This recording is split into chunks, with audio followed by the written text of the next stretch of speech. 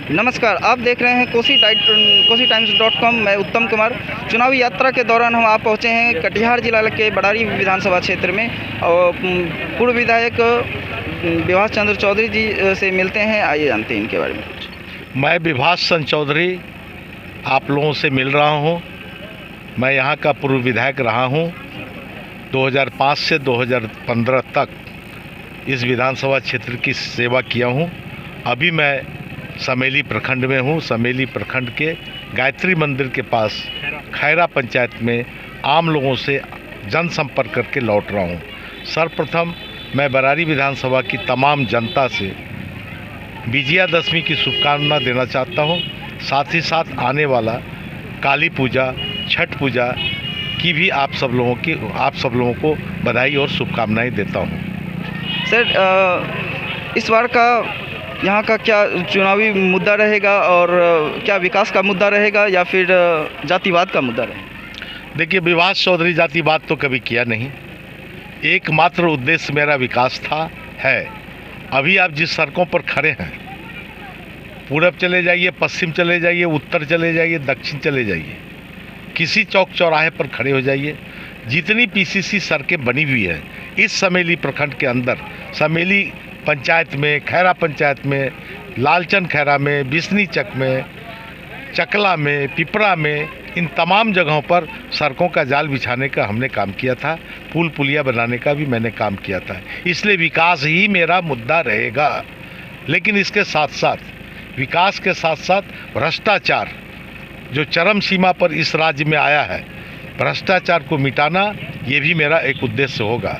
इसके अलावे माननीय नीतीश कुमार जी मुख्यमंत्री के काल में जिस प्रकार से अराजकता फैली है, मजदूरों का जो पलायन हो रहा है, जो पलायन हुआ है, उस पलायन को रोकने के लिए भी हम सब लोग सजग रहेंगे और काम करेंगे।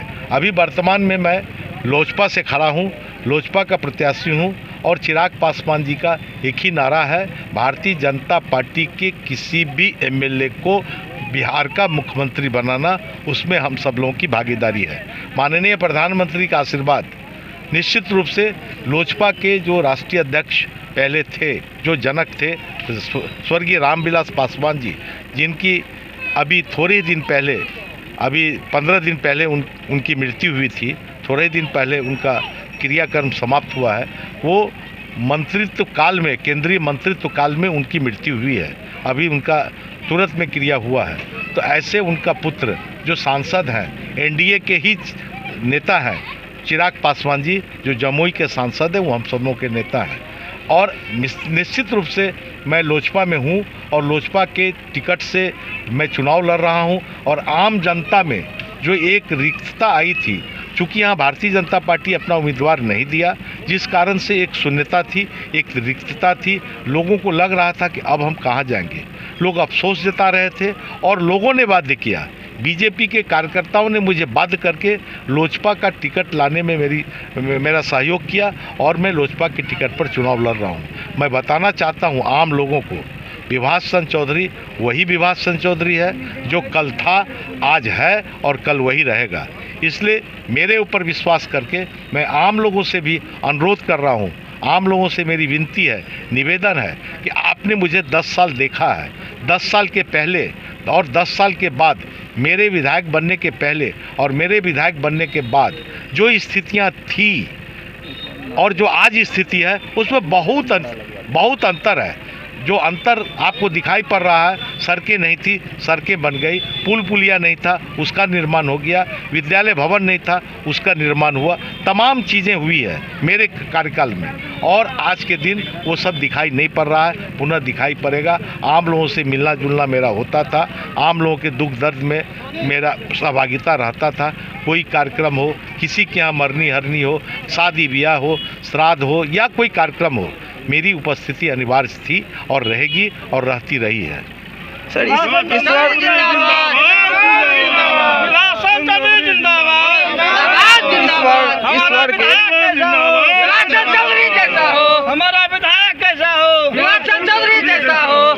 बार के सत्ता के संग्राम में विपक्षी को आप कैसे मात दे पाएंगे? 2 शब्द इनके लिए।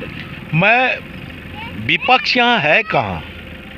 इस विधानसभा में तो मैं नहीं देख रहा हूँ, चूँकि मैं लगातार घूम रहा हूँ, भ्रमण कर रहा हूँ, लोगों से मिल रहा हूँ, जुड़ रहा हूँ। ये तो 10 तारीख को काउंटिंग होगी, 7 तारीख को चुनाव होगा और 10 तारीख को स्पष्ट हो जाएगा। बहुत लंबा मार्जिन जाएगा, बहुत लंबे मार्जिन से विपक्ष यहाँ समाप्त होने वाले हैं। मैं निश्चित रूप से इस बार आम जनता का जो निर्णय होने वाला है वो पक्ष में होने वाला है और लगता है कि लोग पुनः मुझे पुराने कामों को देखते हुए, पुराने चेहरे को देखते हुए पुनः मुझे विधानसभा भेजने का काम निश्चित रूप से करना चाहेंगे और मुझे विश्वास है कि वो करेंगे। इस नाते मैं बताना चाहता हूँ कि आम नागरिक की दिल के अंदर जो आदमी घुसा हुआ हो उसके लिए दल कोई चीज़ नहीं है, दल से बड़ा दिल है और लोगों ने मुझे दल से नाता नहीं जोड़ा है, दिल से नाता जोड़ा है और दिल से नाता जोड़ करके मुझे अपार जन समर्थन देने का काम कर रहे हैं। इसलिए मैं आम नागरिकों के प्रति भी बहुत आभार प्रकट करता हूँ। इस बार आप अपने क्षेत्र के जनता जनार्दन को जब आप सत्ता में आ जाएंगे पूर्ण रूप से, तो आप उन्हें किस तरह का क्या विकास देना और देखना चाहेंगे? उसी पुराने स्टाइल में जर्जर सड़कें जो मैंने बनाई थी वो जर्जर हो गई, 5 साल के अंदर में उसकी मरम्मती नहीं हुई है। बरारी प्रखंड के अंदर जितनी सड़कें हैं सारे जर्जर हैं। ये सड़क भी जो नरैया हाई स्कूल के पास है बहुत बुरी स्थिति में है। मलहरिया जाने के सड़क जो मेरे समय में पास हुआ था और पास होकर के काम भी स्टार्ट हुआ था, लेकिन 5 साल बीत जाने पर वो सड़कों का निर्माण आज तक नहीं हुआ। उन सड़कों का निर्माण करना, जहाँ ईंटा सोलिंग है उसको पक्कीकरण करना, जहाँ कच्ची है उसको भी पक्कीकरण करना, ये मेरा परम कर्तव्य होगा। एक बात और मैं बता देना चाहता हूँ, ये बहुत बड़ा भूभाग जो हमारा भवानीपुर दियरा से लेकर के सबसे पूर्वी छोर इस विधानसभा का भवानीपुर है। वहाँ पूर्वी छोर से के भवानीपुर एरिया से लेकर के बकिया, कांतनगर होते हुए कारागोला घाट और आगे कुर्सेला प्रखंड के भी बहुत बड़ा भूभाग गंगा दियरा कोसी दियरा क्षेत्र है। हजारों नहीं लाखों एकड़ जमीन गंगा और कोसी में कट कर के विलीन हुआ, जहाँ आज निकलने के बाद वो निश्चित रूप से आज उसमें उपजाऊ ज़मीन हुई है। वहाँ लूटपाट हमने बंद कराया था, किसान वहाँ फसल काट रहे थे, मजदूर वहाँ आराम से जा रहे थे और आज के दिन जाने में लोग को हिचक हो रही है। बर बदमाश के द्वारा बहुत तंग किया जा रहा है। मैं पुनः वचन देता हूँ आम नागरिकों को, दियर क्षेत्र के किसानों को, कि आपकी ज़मीन आप ही जोतोगे और आपकी ज़मीन पर कोई गुंडा बदमाश वहाँ जाके बदमाशी करेगा उसको जेल के अंदर रहना पड़ेगा, या नहीं तो फिर इस बरारी विधानसभा को छोड़ करके बाहर जाना पड़ेगा। इस बार आप अपने क्षेत्रीय आखिरी में आप अपने क्षेत्रीय जनता जनार्दन को क्या शुभ संदेश देना चाहेंगे? आम नागरिकों से मैं करबद्ध प्रार्थना करना चाहता हूँ कि अभी थोड़ा समय कोरोना काल का है। कोरोना काल में सोशल डिस्टेंसिंग का ज़रूर पालन करें, हाथ को साबुन से ज़रूर घंटों घंटों में साफ़ करते रहें और दूरी बना के रखें, मास्क ज़रूर पहने। एक तो मैं जनता से ये कहना चाहता हूँ और दूसरा ये कहना चाहता हूँ 7 तारीख को पहले मतदान तब फिर जलपान करें, ज़रूर वोट देने के लिए बूथ पर आवें। यही मेरा आम नागरिकों से निवेदन है।